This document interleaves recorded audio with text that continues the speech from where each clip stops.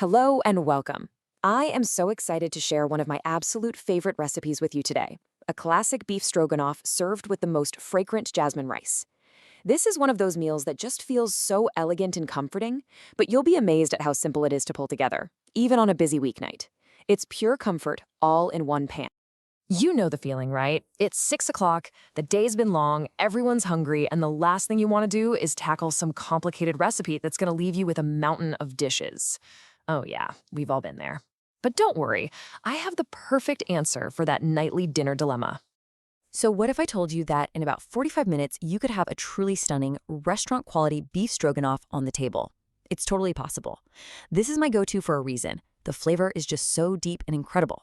And the cleanup? It's an absolute breeze. Okay, let's get into it. Like with any great dish, it all starts with having your prep done. Getting all your ingredients chopped and measured first, what we chefs call mise en place. It just means everything in its place. And trust me, it makes the whole cooking process feel so much more relaxed and fun. So here's what you're gonna need for the stroganoff. A little tip for your mushrooms. Don't wash them under water. They're like little sponges and they'll get waterlogged. Just wipe them clean with a damp paper towel. That way they'll get beautifully brown and caramelized. And I love using golden onions here. They have this perfect balanced flavor that just melts right into the sauce. All right, with everything prepped and ready to go, we can start cooking. And this, my friends, is where the magic really happens. We're about to take these pretty simple ingredients and build these incredible layers of deep, savory flavor. Let's get that pan hot. People always ask me how to get the beef in a stroganoff so incredibly tender. Well, the secret isn't cooking it for hours. Nope. It's all about getting a fast, high-heat sear. This is what creates that delicious crust and locks in all the juices. It's probably the most important step for both flavor and texture. So here's the deal. If you throw all the beef in the pan at once, you're just going to overcrowd it. The temperature will drop and the meat will just steam. It'll turn kind of gray and tough. But if you work in small batches in a really hot pan, you get this beautiful golden brown crust. And that crust, that's pure flavor.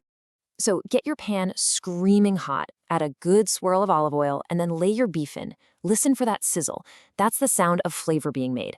Don't be tempted to move it around. Just let it sit there and develop that gorgeous crust. Once it's browned, take it out, pop it in a dish, and cover it to keep it warm.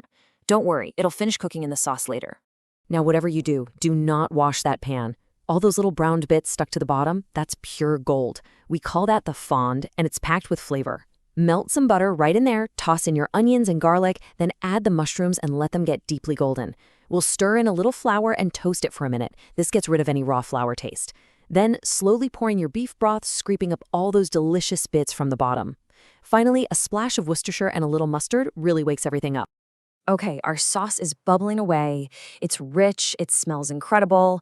Our beef is perfectly seared and resting. It's time to reunite them and let all those flavors get to know each other. Go ahead and add the beef back into the pan, along with any juices that have collected in the dish. Let that all simmer gently for about 15 minutes. This is going to make the beef unbelievably tender. Okay, for the creamy part, this is a super important step. We have to temper the yogurt or sour cream.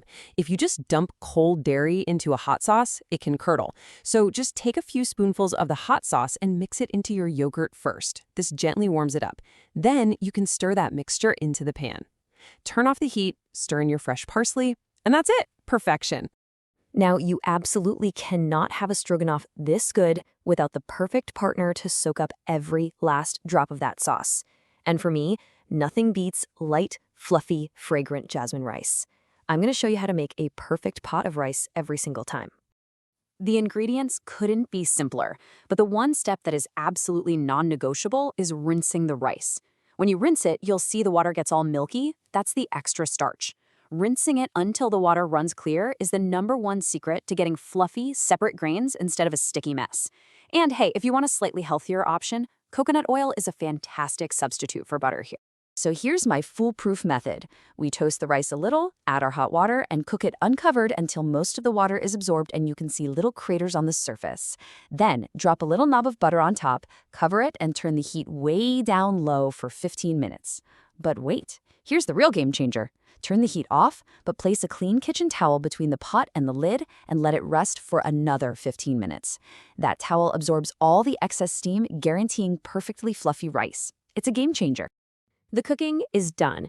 The kitchen smells absolutely amazing. And now we get to the best part, plating everything up and talking about a few ways you can customize this dish and really make it your own. My favorite way to do this is to serve it family style. I just make a big bed of that fluffy jasmine rice on a platter and then ladle that rich, creamy stroganoff right over the top. A little sprinkle of fresh parsley adds a nice pop of color and freshness. It's just a beautiful, inviting way to serve a meal.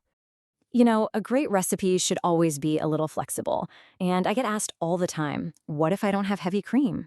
Well, the good news is this recipe is incredibly forgiving. You've got options.